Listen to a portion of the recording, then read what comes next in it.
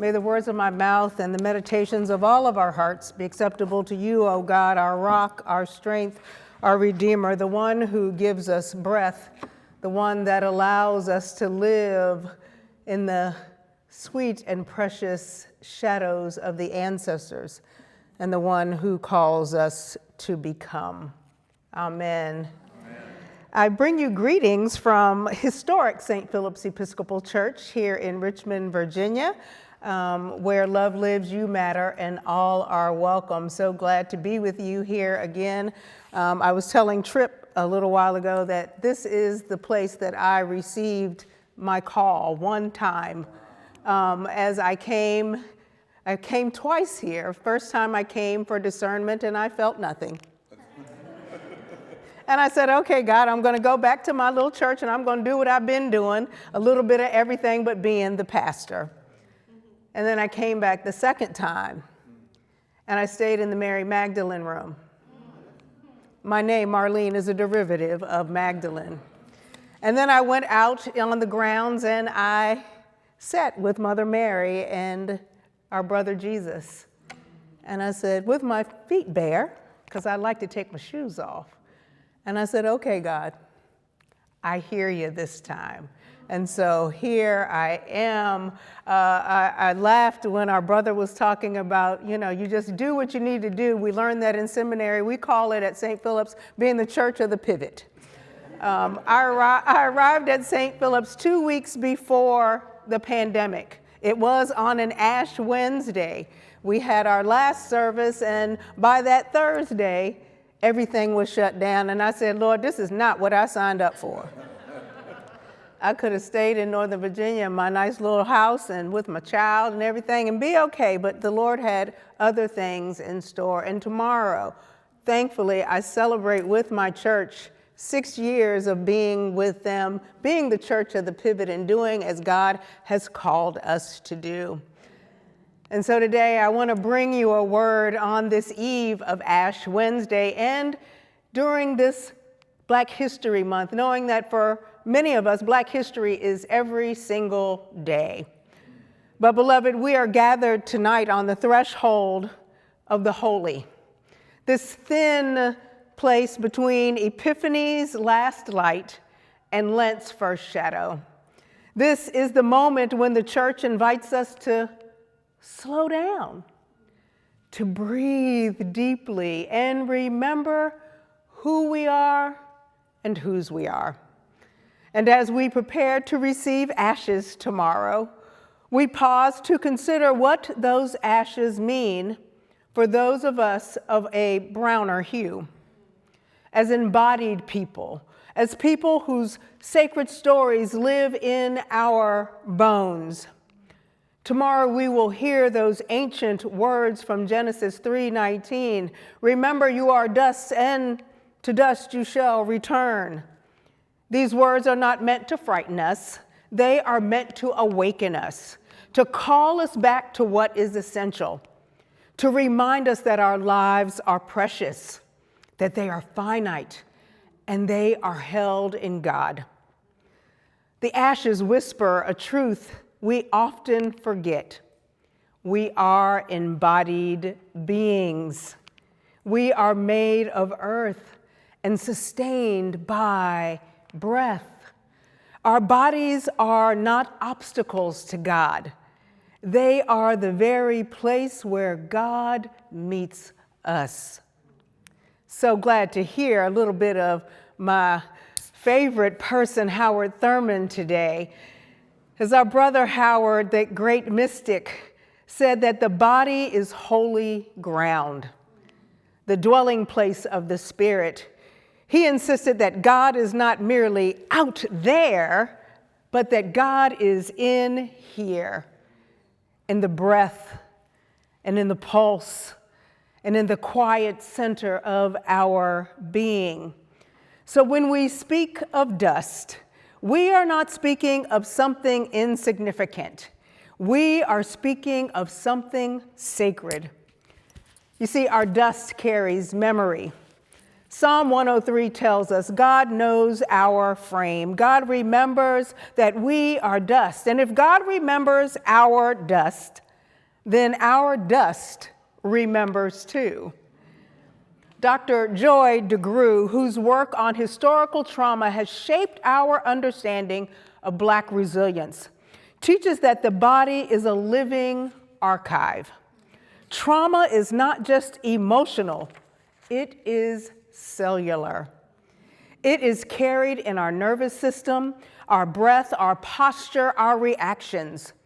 But she also insists that healing is carried there too. The body remembers harm, yes, but the body also remembers joy. It remembers resistance, brilliance, and the sacred strategies that kept our ancestors alive. So when we say we are dust, we are acknowledging that we carry the sacred stories of those who came before us. Dust that remembers chains and also remembers freedom songs. Dust that remembers wounds, but also remembers healing. Dust that remembers sorrow, but also remembers joy. You see, our dust is not empty. Our dust is not disposable. Our dust is not forgotten. Our dust is our sacred story. Genesis 2:7, God breathes into the dust. The human becomes a living soul. Every inhale is a testimony, and every exhale is a prayer. And here, beloved, is where the ancient name of God meets our Lenten journey.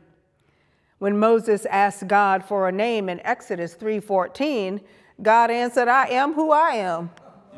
I is who I is. A name so holy it was written without vowels, YHWH. And many rabbis and mystics teach that this name is not meant to be spoken as much as to be breathed. So we inhale, Yah, and we exhale, Way. The name of God is the sound of breathing. This means something really astonishing. When we are first born, before we can even speak a single word, our very first breath is the name of God. Our first inhale is Yah, and our next is Way. Before we know language, we know God. Before we know our parents' faces, we speak God's name.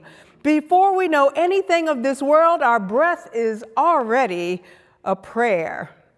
And when we take our final breath, when words have left us and strength has faded, when all that remains is the rise and fall of our chest, our last action on this earth is to speak the name of God one final time.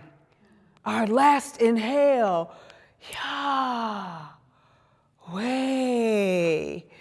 From first breath to last breath, from cradle to grave, from dust to dust, we live an entire life inside the name of God. Thurman would call this the inner sea, the quiet sanctuary where God meets us. Dr. DeGruy would remind us that breath is where healing begins, where the body remembers safety and dignity.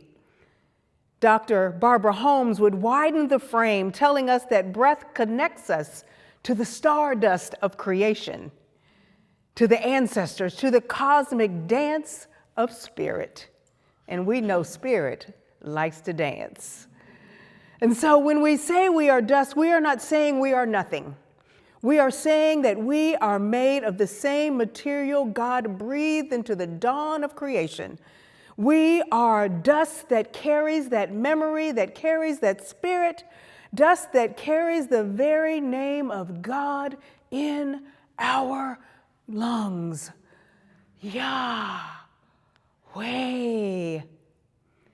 Tomorrow, when the ashes touch your forehead, beloved, remember this. You are dust, yes, but dust that breathes Yahweh. Dust that speaks God's name with every breath. Dust that is never without God. The dust we are is not merely the dust of the ground. It is the dust of galaxies, the dust of ancestors, the dust of creation's first dawn. And I think if we were to invite astrophysicist Neil deGrasse Tyson into this sanctuary tonight, he would affirm this, not as a theologian, but as a scientist.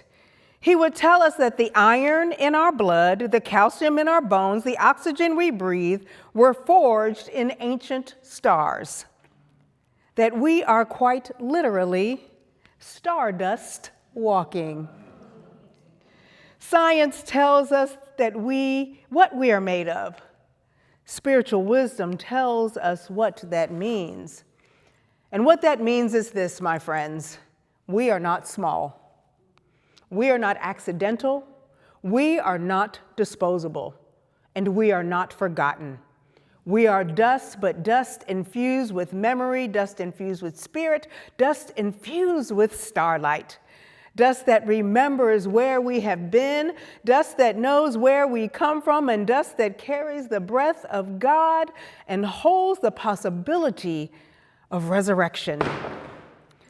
Ashes are not merely a sign of mortality, my friends. They are a sign of possibility. Jesus tells us in John 12:24, unless a grain of wheat falls into the earth and dies, it remains alone. But if it dies, it bears fruit. Ashes are not the end of our sacred story, my friends. They are the soil of transformation. Thurman says the ground is not barren because the harvest has been reaped. The ground is barren because the new seed has not yet been sown. So this Lent, this month, this year, let's sow. Let's sow compassion where there has been cruelty. Let's sow justice where there has been neglect. Let's sow courage where there has been fear. Let's sow truth where there has been silence. We sow love where there has been hate. This is the work of people who know what God can do with dust. So tonight, on the eve of Ash Wednesday, I invite you into a different kind of fast. Not just a fast from food, but a fast from fear. A fast from shame and guilt. A fast from shrinking yourself. A fast from forgetting who you are and whose you are. Let this Lent be a season where we breathe deeply, where we walk boldly and remember fiercely. Let the ashes you will receive tomorrow remind you not of what you lack, but of what God can make of each and every one of us. Let the dust of us, of our lives, be a sign of dignity, not of despair, of calling, not of condemnation, of becoming, not ending. Beloved, we are dust. We're dusty, but dust infused with breath, dust shaped by our ancestors, dust strengthened by struggle, dust ignited by spirit, and dust destined for resurrection. May we lean deeper into the mystery of who we are and whose we are. May we rise from the ashes as vessels of compassion, vessels of justice, and vessels of love. May the rhythm of our breath, Yahweh, God's first gift to us, guide us on our journey ahead. And may we always know how dusty we are. And may we always dance like stardust. Amen.